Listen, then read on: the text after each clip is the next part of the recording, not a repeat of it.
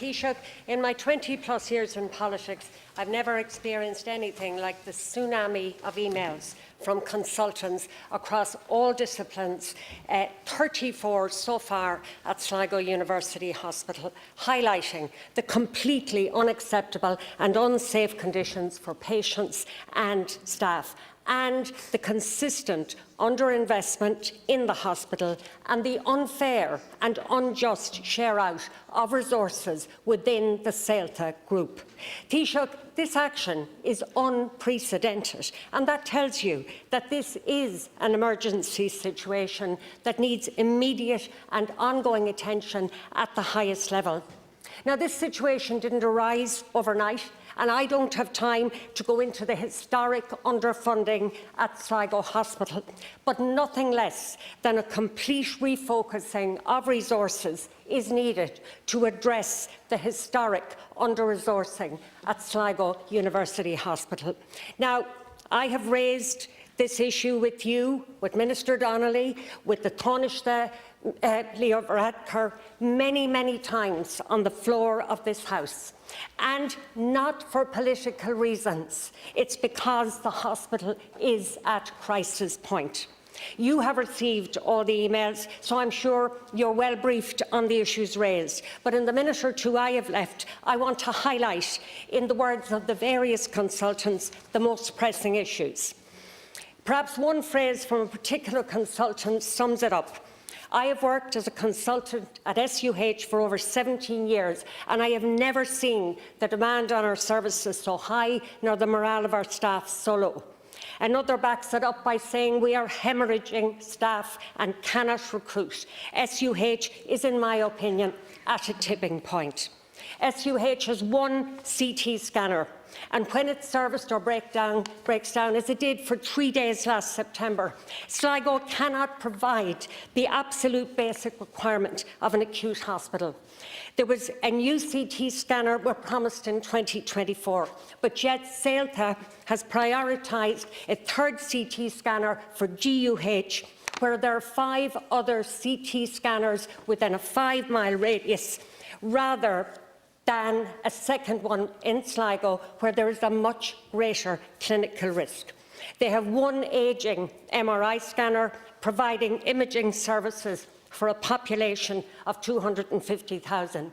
Time and time again, I've raised the issue of trolley numbers. You are well aware Sligo, compared to the number of beds in the hospital, is the worst in the country. I know there was an emergency meeting with Minister Donnelly last night, and that's great. Any meeting is a start, but that's all it is. There's many false starts. We're well used to them in Sligo. Taoiseach, I want to hear real commitments today, please. Just before asking the Taoiseach to respond, I note that we've been joined in the Distinguished Visitors Gallery by the dynamic US Ambassador, Ms. Claire Cronin. You're very, very welcome to be amongst us today.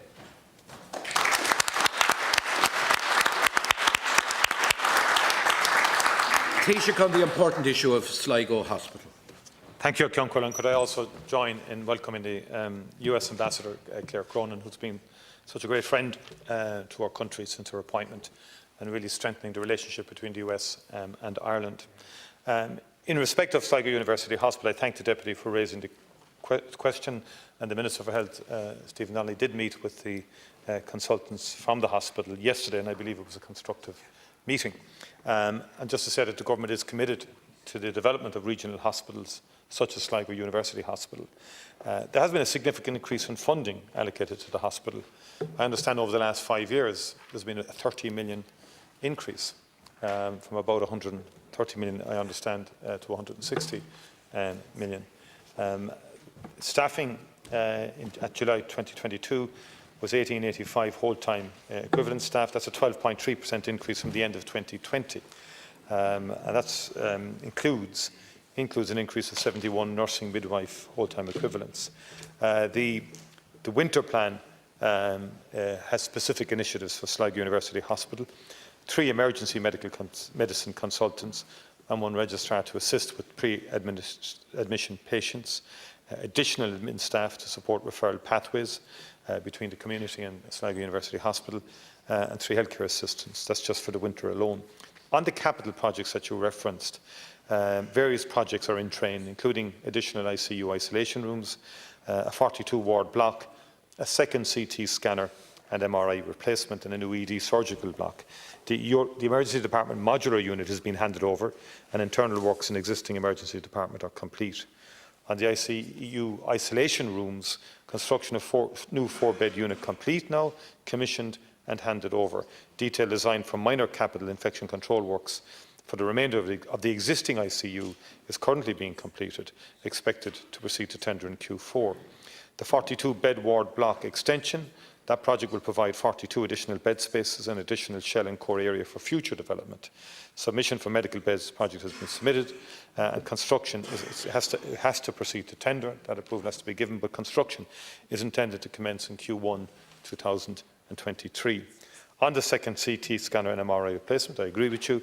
That is required. The project has been approved. It's on the capital plan.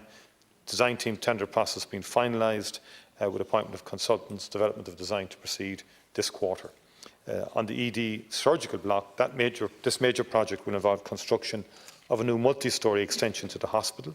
It will consolidate theatres and provide surgical and maternity wards, a new emergency department, radiology and integrated paediatric departments. That report on that has been completed, submitted to HSE Estates. A strategic assessment review now has to happen as required under the Public Spending Code, and tender to appoint consultant to carry out that is underway, again this quarter to be completed. You said, and you're telling me all of the things that have been done, but you're not responding in any way to the fact that 34 senior consultants signed emails that were absolutely incredible. You talked about a 30 million increase to Sligo. How does that compare to elsewhere? You talked about staffing increase, but you don't compare that to anywhere else. We're not at the races. After the crash, Sligo lost 60 beds, proportionately far more than any other hospital, and they didn't get one of them back until 3 or 4 in the last year or 2. I mean, historically, there's underfunding and under-resourcing. You mentioned the winter plan. I wrote to the HSE asking about staff that were being recruited for that. Do you know the response I got? They are starting to recruit. I got that response a week ago, but I am pleased to hear you mention the new surgical block. Taoiseach, that was in place basically 10 years ago. Do you know the point they were at? Staff were actually sitting down looking at where various pieces of equipment would be located in this block. 10 years ago, nothing has happened in the meantime. We need a proper focus on Sligo University Hospital. CELTA is too Galway-centric, and that needs to change. I don't believe in beggar, my neighbour politics, but this needs to change. Thank you very much, Taoiseach. I hear the Deputy in respect of your concerns about CELTA being too Galway-centric, but in the consultations yesterday, discussions between the Minister and the consultants, it seemed that the ED surgical block was the key issue. And the issue really from here on in is delivery, and can we accelerate the timeline in terms of its construction, because health capital projects by definition tend to be slow to get going, slow to get through the process. And we've had these discussions at Cabinet Subcommittee level with the Department of Health and with the HSE in particular. And obviously there's a lot of capital work going on, and already I do think it's important in the context of what gets said that we do acknowledge the progress that has made in respect of some of the capital projects, and that the CT scanner is underway. Again, it's the speed of how we can get that up and running and get it done, because I think consultants are concerned that maybe the existing scanner isn't fit for purpose for the long term, and so therefore we need kind of 2 fully operational CT scanners at the hospital, and that's the Minister's intention, and he will be pressing the HSE to deliver this on an accelerated timeline. Thank you very much, and that concludes